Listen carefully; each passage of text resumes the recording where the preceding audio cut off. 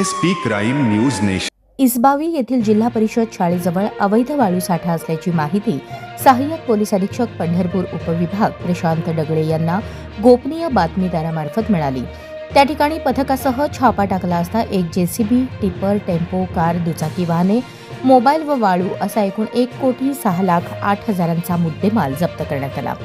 इसबावी पंढरपूर येथील जिल्हा परिषद शाळेजवळ नगर परिषद स्वच्छतागृहाच्या मागील बाजूस पंढरपूर येथे अवैधपणे वाळू साठा करून अवैधरित्या वाहनाद्वारे वाहतूक करत होते। मिळालेल्या बातमीच्या अनुषंगाने सहाय्यक पोलीस अधीक्षक पंढरपूर यांच्या पथकाने सदर ठिकाणी जाऊन छापा कारवाई केली असता एक जेसीबीच्या सहाय्याने हायवा टिपरमध्ये वाळू अंदाजे 4 ब्रास भरत असल्याचे मिळून आले। त्यावेळी पोलिसांना पाहून एक टिपर आणि पांढऱ्या रंगाचे महिंद्रा वाहन तिथून पळून गेले। जेसीबी जवळ 4 दुचाकी वाहने मिळून आली। जेसीबी चालक पवन रामचंद्र बागल राहणार गादेगाव मिळून आला। तसेच टिपर चालक सुहास मायप्पा काळे राहणार बोहाळी सध्या शिवाजीनगर इसबावी मिळून आला। वाळू उत्खनन करून वाहतूक करणारे घरात लपून बसलेले आरोपी स्वप्नील मस्के राहणार गादेगाव, प्रकाश उर्फ भैया उत्तम गंगथडे राहणार इसबावी, शुभम प्रभाकर यादव राहणार इसबावी यांना ताब्यात घेतले। त्यांनी शेजारील 2 वाळू वाहतुकीसाठी वापरलेले टिपर दाखवून दिले।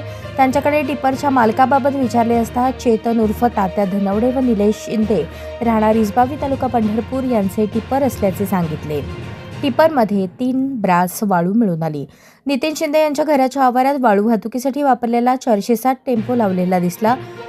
घटनास्थळावरून पळून गेलेली पांढऱ्या रंगाची Mahindra car, Ashok Leyland tempo घरासमोर रोडवर लावलेला दिसून आला। ही वाहने निलेश उर्फ बापू दिगंबर शिंदे यांची असल्याचे सांगितले।